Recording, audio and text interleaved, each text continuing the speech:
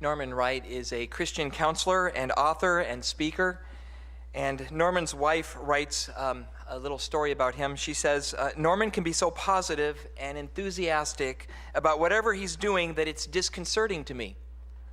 She says, I wonder sometimes if we're walking around in the same world. She said, once we were fishing on a mountain lake and we hadn't caught a thing. Norman had rowed the boat to 5 or 6 different spots looking for fish to bite. Nothing. She says, finally, after about 3 hours, Norm got this big grin on his face and said, now we can really start fishing. We know where the fish aren't.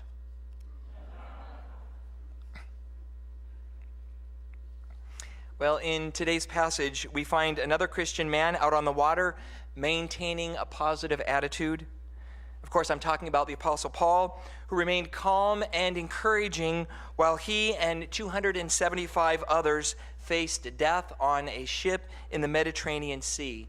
In our passage for this morning, it's from the book of Acts, chapter 27. As we are reading through the New Testament together as a church, we have come to the last 2 chapters of the book of Acts. And in those 2 chapters, we read about the fulfillment of the Apostle Paul's dream to go to Rome. Paul had longed with all of his heart for many, many years to go to Rome, to encourage the Christians who were in Rome, and to preach the gospel in Rome. Paul talks about his dream of going to Rome when he wrote the book of Romans. I don't know if you know this or not, but when Paul wrote the book of Romans, he'd never been there yet. He'd never met those Christians when he wrote his treaty of what he believed. As a matter of fact, he wrote the book of Romans 3 years before he actually got to go to Rome. And what Paul says in Romans chapter 1, verses 10 and 11, share his longing to go and see those believers. He says this, Paul says, I remember you, he's writing to the Romans, I remember you in my prayers at all time. And I pray that now at last, by God's will, the way may be open for me to come to you. I long to see you, so that I may impart to you some spiritual gift to make you strong. Here's this group of believers in Rome he's never seen, but he says he longs to see them. And then at the end of the book of Romans, chapter 15, verse 23, Paul closes by saying, I have been longing for many years to see you. He desired to see those believers in Rome. You see, Paul had spent 27 years of his life as a Christian in the eastern half of the Roman Empire. And he desired to travel to the western half of the Roman Empire and spread the gospel there as well. What Paul was hoping to do was to go to Rome and encourage the Christians in Rome, and then use Rome as a home base and as a springboard to go on to Spain. He says in his letter to the Romans that he'd like to go on to Spain and to preach the gospel there and plant churches in Spain.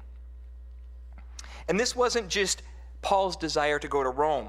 God himself wanted Paul to go to Rome as well. In Acts chapter 23, verse 11, the Apostle Paul was on trial before the Jewish religious leaders in Jerusalem, and it was a several-day trial. And one night while Paul was in his cell, the Lord Jesus himself appeared to Paul. Again, this is Acts chapter 23, verse 11, and said to Paul, take courage. As you have testified about me in Jerusalem, you must also testify in Rome. The Lord himself told Paul that he would go to Rome to testify. And I'm sure that Jesus' words encouraged Paul while he was in that prison cell in Jerusalem. But little did he know what he was going to have to go through to get from Jerusalem to Rome. To get to Rome, the book of Acts tells us that Paul was going to be attacked by a mob. He was going to be illegally arrested. He was going to face a Roman trial. He was going to face a Jewish trial. He was going to escape an assassination attempt, and he was going to be shipwrecked. Those are all things that happened from that point in the cell in Jerusalem before he gets to Rome to testify before Caesar. Really, the last few chapters of the book of Acts, Acts chapters 27 and 28, read more like an exciting novel of fiction than they do a theological document. Well, this trip to Rome that Paul takes, as he finally gets on this boat, is told in amazing detail. In fact, the last 2 chapters of the book of Acts, again, chapters 27 and 28, of those 2 chapters, 3/4 of the length of those chapters are taken up just describing the journey that Paul was taking from Jerusalem to Rome. And as a matter of fact, all of our passage for this morning, all of Acts chapter 27, is about the sailing to Rome, the storm, and the shipwreck. By the time we pick up the story in Acts chapter 27, Paul is a prisoner, and he is in the city of Caesarea. That's north of Jerusalem. It's a coastal city, and he's getting on board a ship with other prisoners headed for Rome. And this journey to Rome is going to take them 2,000 miles, and they're going to Rome. And in these first two chapters of these first two verses of Acts chapter 27, we learn that the apostle is not alone. He has some people with him. For one, he has his Roman guard. His name is Julius. He's a Roman centurion. But Paul also has two friends that are traveling with him. They're not prisoners, but they're traveling with him. They are Aristarchus and Dr. Luke, the author of the book of Luke and the book of Acts. He has these two traveling companions. And let me just say that even the Apostle Paul needed Christian friends and Christian fellowship. And when he didn't have his Christian friends by his side, he asked for them. And he needed the support of other Christians. And so I just want to encourage you as believers, make sure you surround yourself with good Christian friends who will encourage you in the good times and the bad. We need each other. The Apostle Paul needed these men. Well, because it was so late in the season for sailing the Mediterranean Sea, the trip was difficult from the start. As soon as they left Caesarea and they were headed to Rome, they struggled and fought bad winds for 500 miles.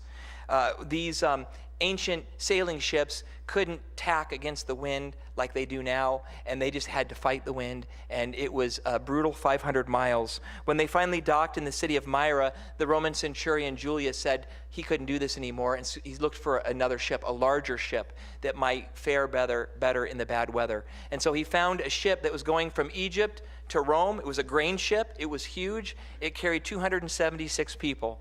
And the Roman centurion Julius took Paul and Luke and Aristarchus, and they got on this larger ship in Myra. Unfortunately, the journey in this new ship didn't go any better. It was not any easier.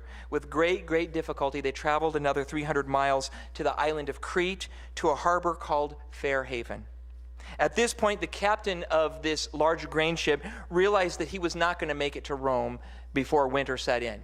He realized that was going to be impossible, and so they decided that they were going to dock somewhere for the winter. But the captain didn't think Fair Havens was a safe dock, a safe harbor, a safe place to wait out the winter months. And so he and the Roman centurion thought they would go another 40 miles, just 40 more miles to the harbor of Phoenix. And it was a bigger, safer harbor, and they would be safe there for the winter.